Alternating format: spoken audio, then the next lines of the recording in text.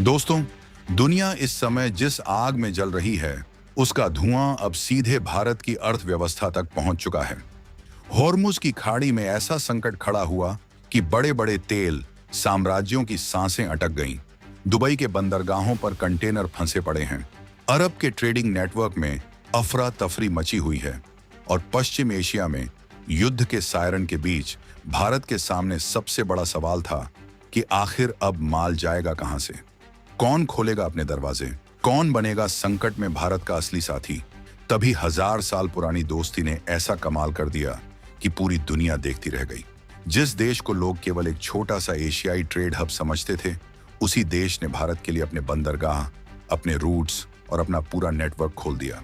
और अब हालात ऐसे हैं कि यूएई जैसा बड़ा अरब व्यापारिक केंद्र भी भारत के सामने पीछे छूट गया है। इस पूरे खेल को समझने के लिए हमें सबसे पहले ग्लोबल ट्रेड मैप यानी दुनिया के व्यापारिक नक्शे पर नजर डालनी होगी। पश्चिम एशिया में ईरान और उसके आसपास के इलाकों में बढ़ता हुआ तनाव कोई मामूली बात नहीं है। इस तनाव की वजह से समुद्र का वो रास्ता ब्लॉक हो गया है जिसे पूरी दुनिया ग्लोबल इकोनॉमी की लाइफलाइन मानती है। हम बात कर रहे हैं स्ट्रेट ऑफ हॉर्मुज की, जो ओमान और ईरान के बीच का एक बेहद संकरा और नाजुक समुद्री रास्ता है। दुनिया का लगभग 20% तेल और अरबों खरबों डॉलर का साजो सामान इसी पतले से रास्ते से होकर गुजरता है। जब इस रास्ते पर संकट के बादल मंडराए तो ग्लोबल शिपिंग कंपनियों के हाथ पांव फूल गए।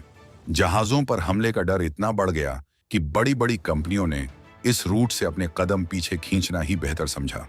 अब आप सोच रहे होंगे कि इस समुद्री रास्ते के बंद होने से दुबई या यूएई को क्या फर्क पड़ा।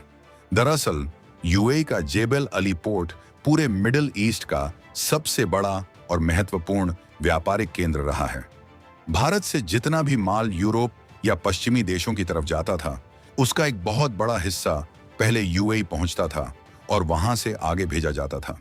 लेकिन मार्च 2026 के बाद हॉर्मुज संकट ने ऐसा मोड़ लिया कि यूएई के जरिए व्यापार करना एक बहुत बड़ा सिरदर्द बन गया। जहाजों का इंश्योरेंस कराने वाली कंपनियों ने रातों रात अपने दाम आसमान पर पहुंचा दिए। इंश्योरेंस रेट्स बढ़ने का सीधा मतलब था कि अब उसी माल को भेजने की लागत दोगुनी तिगुनी हो चुकी थी। भारतीय निर्यातकों के सामने एक बहुत बड़ी दीवार खड़ी हो गई थी, क्योंकि अगर वो इसी रूट पर अड़े रहते तो भारतीय कंपनियों को भारी नुकसान उठाना पड़ता। लेकिन भारत ने यहां पर अपनी कूटनीति और व्यापारिक समझ का वो हुक्म का इक्का चला जिसने पूरी दुनिया के एक्सपर्ट्स को हैरान कर दिया। जब पश्चिम एशिया का दरवाजा बंद होने लगा तो भारत ने बिना एक सेकंड गंवाए अपना रुख बदला और अपनी नजरें दक्षिण पूर्व एशिया की तरफ घुमा लीं। यहीं पर एंट्री होती है सिंगापुर की, जो नक्शे पर भले ही एक छोटा सा बिंदु जैसा दिखता हो, लेकिन व्यापार के मामले में वो एक बहुत बड़ा समंदर है। अप्रैल 2026 के जो ताजा आंकड़े सामने आए हैं, उन्होंने बड़े बड़े अर्थशास्त्रियों के दिमाग को हिलाकर रख दिया है। इन आंकड़ों के मुताबिक संयुक्त राज्य अमेरिका के बाद अब सिंगापुर भारत का दूसरा सबसे बड़ा एक्सपोर्ट मार्केट बन चुका है।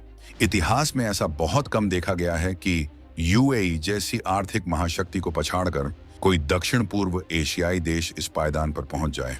इन आंकड़ों की गहराई में जाएंगे तो आपको असली थ्रिलर समझ में आएगा। अप्रैल 2026 में भारत का सिंगापुर को होने वाला निर्यात पूरे 180% की छलांग लगाकर सीधे $3.20 बिलियन पर पहुंच गया।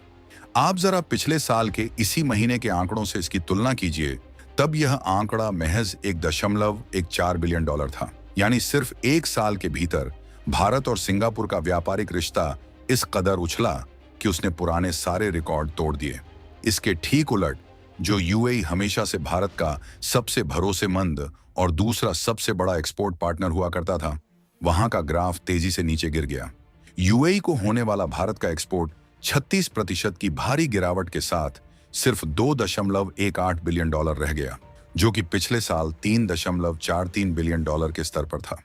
यह कोई मामूली फेरबदल नहीं है, बल्कि यह ग्लोबल ट्रेड की दुनिया में आया एक बहुत बड़ा भूकंप है। इस पूरे बदलाव के पीछे जो सबसे खूबसूरत और हैरान कर देने वाली बात है, वो ये है कि यह रिश्ता कोई नया या अचानक बना हुआ रिश्ता नहीं है। आज जब 2026 के संकट में सिंगापुर ने भारत के लिए अपने रास्ते खोले हैं, तो इतिहास के पन्ने खुद ब खुद पलटने लगते हैं। भारत और सिंगापुर का यह संबंध आज से लगभग 1000 साल पुराना है। हमें इतिहास के उस दौर में जाना होगा जब 11वीं शताब्दी में दक्षिण भारत के सबसे प्रतापी और शक्तिशाली साम्राज्य चोल राजवंश का डंका पूरे समंदर पर बजता था।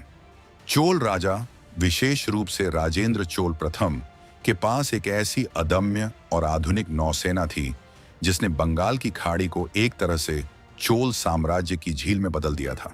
उनके समुद्री अभियानों के दौरान मलय क्षेत्र, जिसे आज हम मलेशिया और सिंगापुर के नाम से जानते हैं, वहां भारत का व्यापारिक, सांस्कृतिक और राजनीतिक प्रभाव बहुत गहराई तक फैल गया था। इतना ही नहीं, आपको यह जानकर गर्व होगा कि सिंगापुर का जो मूल नाम है, यानी सिंहपुरा, वो पूरी तरह से संस्कृत भाषा से ही निकला है। सिंहपुरा का सीधा और सरल अर्थ होता है सिंहों का शहर, यानी शेरों की भूमि। 1000 साल पहले जो व्यापारिक रास्ते चोल राजाओं ने अपनी तलवार और जहाजों के दम पर सुरक्षित किए थे, आज उसी रास्ते ने आधुनिक भारत की लाज बचाई है। जब पश्चिम एशिया में हॉर्मुज की खाड़ी के पास भारतीय जहाजों का रास्ता रोकने की कोशिश की गई, तब भारत के इसी पुराने साथी ने आगे बढ़कर अपना हाथ थाम लिया। ये दिखाता है कि इतिहास कभी मरता नहीं है, बल्कि वो सही समय पर खुद को दोहराता है।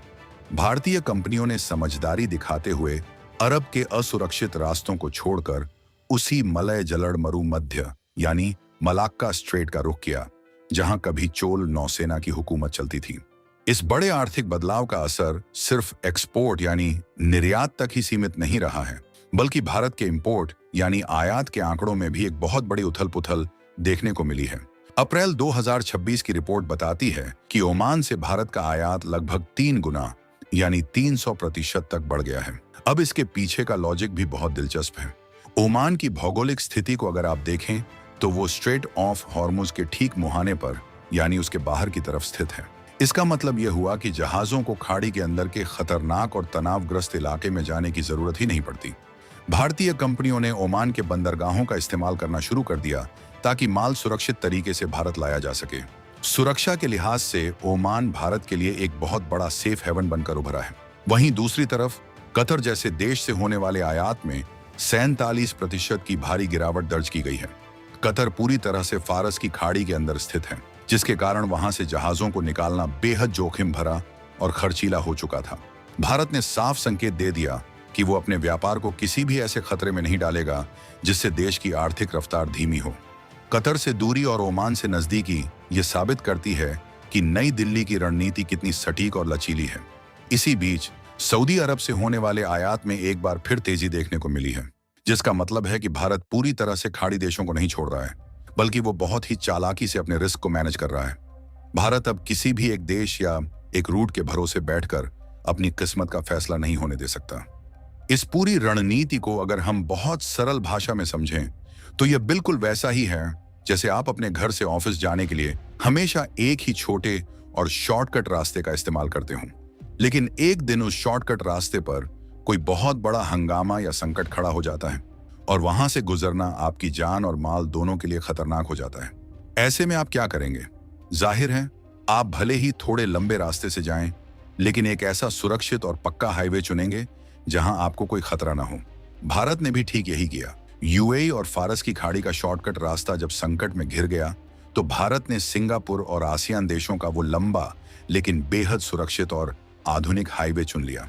ये कदम दिखाता है कि भारतीय अर्थव्यवस्था अब इतनी परिपक्व हो चुकी है कि वो किसी भी वैश्विक झटके को पल भर में झेल सकती है। अब बात करते हैं आसियान यानी दक्षिण पूर्व एशियाई देशों के संगठन की।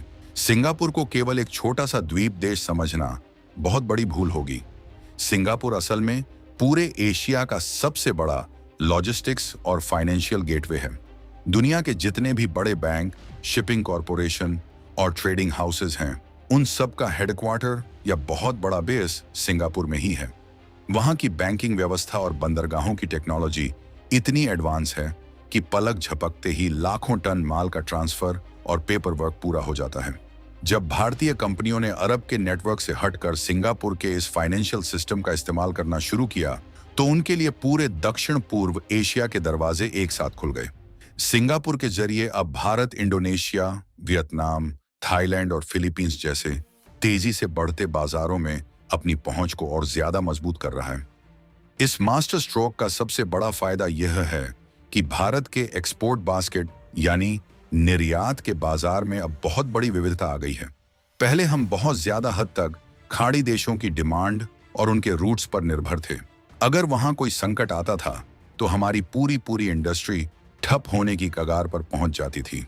लेकिन अब जब हमारा व्यापार सिंगापुर और आसियान क्षेत्र की तरफ शिफ्ट हो रहा है तो हमारा रिस्क बहुत कम हो गया है। इसे बिजनेस की भाषा में डाइवर्सिफिकेशन कहते हैं, यानी अपने सारे अंडे एक ही टोकरी में ना रखना। भारत ने अपनी इस नई चाल से यह सुनिश्चित कर लिया है कि अगर दुनिया के एक हिस्से में अशांति है तो भी भारत के कारखानों में बनने वाला माल दुनिया के दूसरे हिस्सों तक बिना रुके पहुंचता रहेगा। हालांकि इस पूरे खेल में सब कुछ इतना आसान और सुगम भी नहीं है।